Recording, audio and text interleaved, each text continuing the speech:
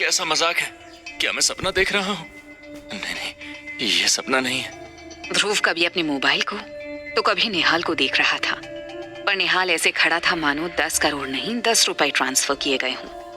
निहाल ने कहना शुरू किया, ध्रुव, आपके पापा सतविंदर सिंह गिल को आपको और आपकी माँ को छोड़कर जाना पड़ा था क्योंकि उन्हें ऐसा करने के लिए फोर्स किया गया था। उस समय उन्हें अपना फैमिली बिजनेस संभालने के लिए आप लोगों को छोड़ना पड़ा था।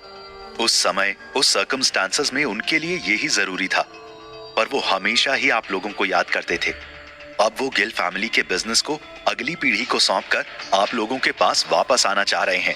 एक पल रुककर निहाल ने ध्रुव की आंखों में झांक कर देखा कि वो निहाल की बात पर ध्यान दे रहा है या नहीं। निहाल ने फिर आगे कहा, उन्होंने आपके लिए 2 मैसेज भिजवाए हैं। पहला, अभी आप जितना हो सके उतना लो प्रोफाइल रहें और ध्यान रहे कि आपकी माँ को अब और कोई दुख ना उठाना पड़े। निहाल की बात सुनकर ध्रुव के दिल की धड़कन बढ़ गई। गिल फैमिली? ध्रुव के लिए इतना ही काफी था कि उसके पापा अरबपति हैं, पर उनका गिल फैमिली से क्या लेना देना था। गिल फैमिली कोई छोटी मोटी फैमिली नहीं थी। ये दुनिया का सबसे बड़ा फाइनेंशियल ग्रुप था, जिसका बिजनेस एम्पायर सारी दुनिया में फैला हुआ था। इस फैमिली का दुनिया की किसी भी खबर में नाम नहीं आता था, पर असल में ये फैमिली दुनिया के सभी बैंक्स की भी बैंकर थी। कुछ अनजान सोर्सेस की माने तो फैमिली दुनिया की सबसे रिच फैमिलीज में से एक थी। पिछले साल इस फैमिली की नेटवर्थ कोई 150 ट्रिलियन डॉलर्स थी। इस फैमिली के पास दुनिया की टॉप 100 कंपनी के 100% शेयर्स थे और टॉप 500 कंपनीज के 90% शेयर्स, जिसमें यूरोप की एक जनरल इलेक्ट्रिसिटी कंपनी का नाम भी शामिल था। अफ्रीका के ऑयल ट्रेड ग्रुप के 70% शेयर्स और 73% shares global rare earth group के भी इसी कंपनी के पास थे, जिससे फैमिली को सालाना डिविडेंड ही 1.3 ट्रिलियन डॉलर्स आता था। ध्रुव जैसे आम आदमी को इतने पैसे की बातें समझ में नहीं आएंगी, तो 150 ट्रिलियन डॉलर्स को ऐसे समझें कि दुनिया के टॉप 9 रिचेस्ट लोगों की नेटवर्थ इनकम जोड़ने पर भी इस फैमिली के पैसों के बराबर नहीं थी। ये फैमिली लोगों को नहीं देशों को लोन देती थी। ऐसे समझें कि अगर रिजर्व बैंक को कभी पैसों की जरूरत पड़े तो वो गिल फैमिली से डिमांड करेगी। फिर गिल फैमिली डिसाइड करेगी कि पैसे वर्ल्ड बैंक के मार्फत देने हैं या यूएन के मार्फत। अभी ध्रुव इस बारे में सोच ही रहा था कि निहाल ने फिर से कहा, ध्रुव सर, अगर भविष्य में आपको कभी कोई परेशानी हो तो प्लीज मुझे याद करें। दुनिया में ऐसी कोई परेशानी नहीं जिसे गिल फैमिली सॉल्व नहीं कर सकती है। इतना कहकर निहाल ने ध्रुव को एक शहर के सबसे पॉश इलाके में शानदार बंगले की चाबी और एक क्रेडिट कार्ड थमा दिया। इसके बाद निहाल ने अपने साथ आए सभी लोगों को लौट चलने को कहा। मैं चलता हूँ ध्रुव सर, अगर कभी कोई जरूरत हो मुझे कॉल करें।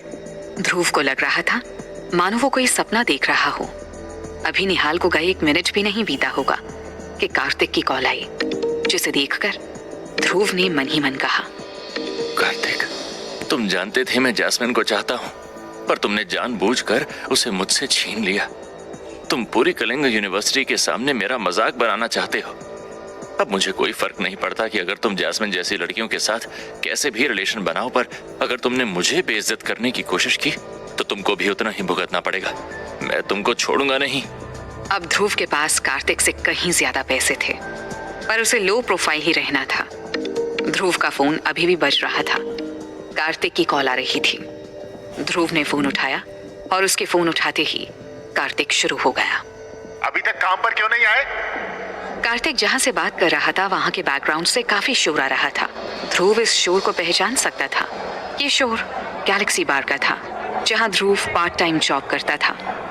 कार्तिक ऐसे बात कर रहा था जैसे ध्रुव गैलेक्सी बार में नहीं कार्तिक के लिए काम करता हो, पर फिर भी ध्रुव ने जवाब दिया, मैं बस पहुंचने ही वाला हूं। ध्रुव अभी भी पोलाइट होकर ही बात कर रहा था, पर कार्तिक अपनी हरकतों से बाज नहीं आ सकता था।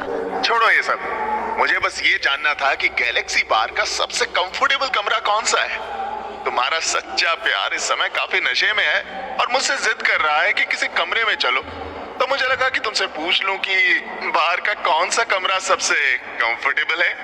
कार्तिक जानबूझकर इस तरह की बेहूदी हरकत कर रहा था। उसने न केवल ध्रुव की गर्लफ्रेंड को उससे छीन लिया था, बल्कि अब वो ध्रुव को नीचा दिखाने के लिए इस तरह की बदतमीजी कर रहा था। पर ध्रुव को इससे ज्यादा बुरा तब लगा जब फोन पर उसने जैस्मीन की आवाज सुनी। कार्तिक, तुम मुझसे क्यों पूछ रहे हो? वो इस बार में केवल सामान लाने ले जाने का काम करता है। वो कभी इतने बड़े बार में ठहरने के बारे में सोच भी नहीं सकता। वो केवल बर्फ, पानी और चखना पहुंचाता है और झूठे बर्तन उठाकर ले जाता है। वो तुम्हें कैसे बताएगा कि सबसे कंफर्टेबल कमरा कौन सा है?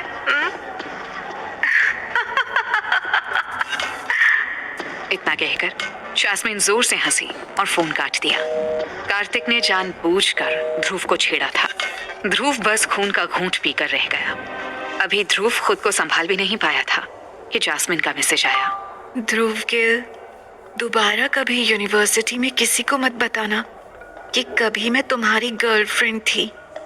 मैं अब कार्तिक के साथ हूँ और मैं नहीं चाहती कि हमारे रिलेशनशिप के बारे में सुनकर वो हर्ट हो। ध्रुव जैस्मीन से और कोई बात नहीं करना चाहता था, पर फिर जैस्मीन वो पहली लड़की थी जिसे ध्रुव ने चाहा था। क्या तुम्हारे कार्तिक से पहले रिलेशन थे? जिस पर थोड़ी देर बाद जैस्मीन का जवाब आया। हाँ, पहले से ही। सही कहूँ तो मेरे कार्तिक के साथ तूफानी रिलेशन थे। उसके कारण 2 बार अबॉर्शन भी कराना पड़ा। नहीं तो तुम्हें क्या लगता है मैं तुम्हारी साथ 2 कौड़ी के फूल और टेडी से जी भर थी? इसके बाद जैस्मीन ने एक स्माइली भी भेजा था। जैस्मीन सच में बहुत बेहूदगी से जवाब दे रही थी। ध्रुव गुस्से में कांप रहा था। ये अच्छा था कि जैस्मीन जैसी लड़की की सच्चाई समय पर सामने आ गई। अब ध्रुव के पास पैसा था और वो दुनिया के सबसे रिच फैमिली को बिलोंग करता था। आज ध्रुव अपनी जैस्मीन पर उतना ही नाराज था जितना अपनी किस्मत पर खुश था। इसके बाद ध्रुव यूनिवर्सिटी कैंपस के पिछले गेट से बाहर निकलकर शहर की सबसे महंगी वाइन शॉप से 1965 की मार्टिनी लेकर आ गया और बास्केटबॉल कोर्ट में बैठकर अकेला पीने लगा। अभी ध्रुव ने पीना शुरू ही किया था कि उसके रूममेट का मैसेज आया। ध्रुव, तुम्हारी मम्मी तुम्हें महीने का खर्च देने यहाँ यूनिवर्सिटी कैंपस में आई है। तुम कहाँ हो?